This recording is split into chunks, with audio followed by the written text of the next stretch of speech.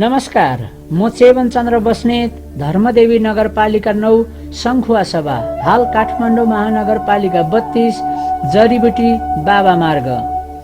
जात मरेको बेला कविता संग्रह मेरो मौलिक रचना हो, बुढेसकालको उपज हो, लकडाउनको उपलब्धि हो। कस्तो छ थाहा छैन। यात्रा जिन्दगीको शीर्षकमा युट्युब च्यानल मार्फत क्रमशः प्रसारण गरिरहेको छु। यसका अतिरिक्त मेरो फेसबुक र ट्विटर पेजमा पनि हेर्न सकिन्छ। सामाजिक विभेद, विकृति र विसङ्गतिबाट आक्रान्त समाजको विद्यमान अवस्थाको चित्रण तथा भोगाइका आधारमा तयार गरिएको छ यो कविता संग्रह। समृद्ध समाज, खुसी नेपालीका लागि सहयोग पुग्नेछ आशा लिएको छु। यस कविता संग्रहमा 40 वटा गद्य, पद्य, गीति कविता तथा गीतहरू छन्। यसलाई आवश्यकता अनुसारका खण्डहरू बनाई वाचन गरिएको छ। कविता सुनिदिएर, हेरिदिएर सामाजिक परिवर्तनको अभियानमा एउटा इँटा थप्ने काममा यहाँहरूले सहयोग गर्नुहुनेछ र सकारात्मक टिप्पणी राखिदिनुहुनेछ। अन्त्यमा प्रसारित च्यानललाई सब्स्क्राइब तथा बेल आइकन थिचेर आफ्नो बनाउनुहोस्। सबै कविताहरू हेर्न र पढ्न सक्नुहुनेछ। साथै लाइक र सेयर गरेर च्यानलको गरिमा बढाउने कार्यमा पक्कै पनि यहाँहरू चुक्नुहुने छैन। धन्यवाद। अब म क्रमशः कविता वाचनको श्रृङ्खला अगाडि बढाउन अनुमति माग्दछु। मैले लेखेको प्रकाशित गरेको जात मरेको बेला भन्ने कविता संग्रहबाट मैले यो तेस्रो कविता लिएको छु र यो तेस्रो कविताको शीर्षक पनि जात मरेको बेला भन्ने छ। र यो पहिलो र दोस्रो खण्ड मैले प्रस्तुत गरिसकेको छु। यो जात मरेको बेला शीर्षकको यो तेस्रो खण्ड हो र यो खण्ड पहिलो र दोस्रोमा, पहिलोमा दलितहरूको विभेदको विषयमा चर्चा गरियो भने दोस्रो खण्डमा महिला र पुरुषहरूको बीचमा हुने विभेदको बारेमा चर्चा गरिएको छ र तेस्रो खण्डमा गरिबीको विषयमा चर्चा गरिएको छ। यो पनि 4/7/2077 मा नै लेखिएको हो। एउटा खान नपाएर रोइरहेछ, फालेको सीता टिपेर खान्छ, रक्षानको फोहोर छानेर खान्छ, डम्पिङ साइडमा जीवन बिताउँछ, त्यही छ उसको घाँस, त्यही छ उसको बास, त्यही छ उसको कपास। वास्तवमा अहिले घाँस, बास, कपास, शिक्षा, स्वास्थ्य र रोजगारका विषयमा हामी धेरैले भन्ने गरेका छौँ। हाम्रो सरकार बन्छ, त्यस पछाडि यो सबै समाप्त हुन्छ, सरकारले जनताको जीवनको ग्यारेन्टी लिन्छ, ऊ भोको बस्न पर्दैन भनेको छ। त्यो ककलले भन्यो हामीले सम्झौँ है। त्यसलाई पनि यसभित्र राख्दा अलिकति राम्रै होला भन्ने लागेर त्यसको भाव झल्किने हिसाबले यो कविता लेखिएको छ। एउटा खान नपाएर रोइरहेछ, फालेको सीता टिपेर बाँच्छ, रक्षानको फोहोर छानेर खान्छ, डम्पिङ साइडमा जीवन बिताउँछ, त्यही छ उसको घाँस, त्यही छ उसको बास, त्यही छ उसको कपास, त्यही फोहोरसँग खेल्छ, त्यही फोहोरसँग रमाउँछ। बडो आनन्द छ, बडो आनन्द छ। उसको कुनै शत्रु छैन, उसको कुनै मित्र छैन, छ त केवल शुद्ध मन, पवित्र मन। ईर्ष्याको अंश यति मात्र बाँकी छ, माग्दा नदिने, खोलामा फालिदिनेहरूसँग उदिक्क छ, वाक्क छ र विरक्त छ। बडो आनन्द छ। उसको कुनै शत्रु छैन, उसको कुनै मित्र छैन, छ त केवल शुद्ध मन, पवित्र मन। ईर्ष्याको अंश यति मात्र बाँकी छ, माग्दा नदिने, खोलामा फालिदिनेहरूसँग उदिक्क छ, वाक्क छ र विरक्त छ। ऊ यता कुद्छ, उता कुद्छ, त्यही उसको जीवन लीला समाप्त हुन्छ। त्यही फोहोरको डङ्गुरभित्र उसको जीवन लीला चाहिँ समाप्त हुन्छ। आज पुलमुनि छोडेका लाला बाला के खाँदा हुन्? आज पुलमुनि छोडेका लाला बाला के खाँदा हुन्? चिच्याउँदै बाटोमा कति रुँदा हुन्? आज पुलमुनि छोडेका लाला बाला के खाँदा हुन्? चिच्याउँदै बाटोमा कति रुँदा हुन्? बटिलेको प्लास्टिकले कति आम्दानी दियो होला र मनको तृष्णा मेटाउनु, पापी पेटको चित्त बुझाउनु। गरिबको जिन्दगी न मरिजानु न गरी खानु। गरिबको जिन्दगी नमरि जानु, नगरी खानु, मरि जान पनि नसकिने, काल पर्खिन पनि गाह्रो, बताभुङ्ग व्यवस्था, लथालिङ्ग जिन्दगी, बताभुङ्ग व्यवस्था, लथालिङ्ग जिन्दगी। यस्तै छ यहाँ, यस्तै छ यहाँ।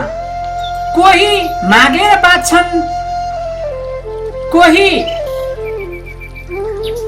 मागेर बाँच्छन्, कोही चोरेर बाँच्छन्, कोही चोरेर बाँच्छन्, कोही गरेर खान्छन्, कोही लडेर खान्छन्। यस्तै छ यहाँ, कोही मागेर खान्छन् बाँच्छन्, कोही चोरेर बाँच्छन्, कोही गरेर खान्छन्, कोही लडेर खान्छन्। के गर्नु, के गर्नु? हुनेले त खान्छ नि पिज्जा बर्गर मोमो र रोस्ट, हुनेले त खान्छ नि पिज्जा बर्गर मोमो र रोस्ट। जिउनारको घाँस पलङको बास, जता गयो फुलको बास्ना, जता छोयो सुनको वर्षा। चाँदीका थालामा डिनर र नास्ता, भएको अन्न बेचेर सक्दैन, लगाएको ऋण उठाएर सक्दैन। एउटा छ लन्डन, एउटा छ अमेरिका, बाली उठाउने कोही पनि हुन्न।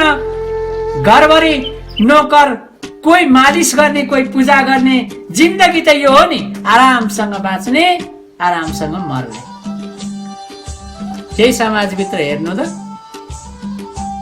अघि त डम्पिङ साइटको फोहोरमा जीवन बिताउने, अनि यो आलिशान महलमा जीवन बिताउने समाज।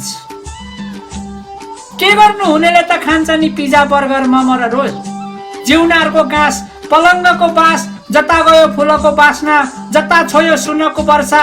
चाँदीका थालामा डिनर र नास्ता, भएको अन्न बेचेर सक्दैन, लगाएको ऋण उठाएर सक्दैन।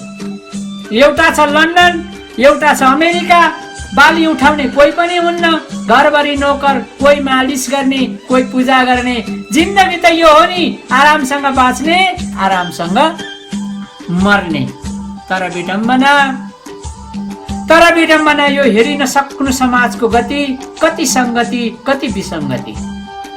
तर विडम्बना यो हेरि नसक्नु समाजको गति, कति संगति, कति विसङ्गति। तपाईँ सम्झिनुहोस् त, उही मान्छे होइन? सबै मानिस हेर्छु उस्तै देख्छु, रगत सबैको रातो हुन्छ, पीडा सबैलाई उत्तिकै दुख्छ। हेर्नु है, मानिस, सबै मानिस हेर्छु उस्तै देख्छु म।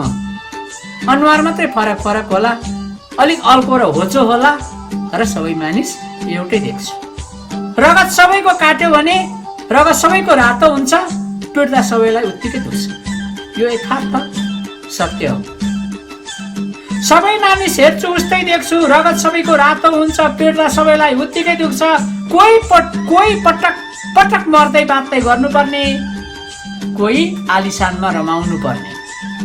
कोही पटक पटक मर्दै बाँच्दै गर्नुपर्ने, कोही आलिशानमा रमाउनु पर्ने। यो पनि मानवीय समाज हो र? यसलाई मानवीय समाज भन्न मिल्छ र?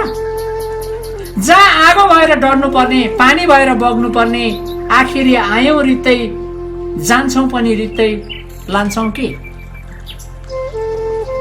एकचोटि सम्झिनुहोस् त, यहाँ यो धार्मिक कुराहरू पनि यहाँ जोडिन्छ थोरै। आएका थियौँ नाङ्गै, जान्छौँ हामी नाङ्गै।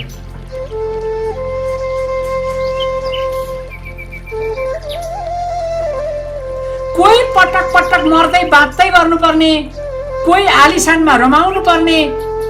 यो पनि मानवीय समाज हो र? जहाँ आगो भएर डर्नु पर्ने, पानी भएर बग्नु पर्ने, आखिरी आयौँ रित्तै, जान्छौँ रित्तै, लान्छौँ के? एकचोटि सम्झौँ है, छातीमा हात राखेर। त्यसैले सबै फुलहरू उस्तै हुन् भन्ने बनाउन सके। फुल, थरी थरीका फुलहरूलाई पनि यो फुल भन्ने मात्रै संज्ञा दिन सके भनेको हो यो। त्यसैले सबै फुलहरू उस्तै हुन् भन्ने बनाउन सके।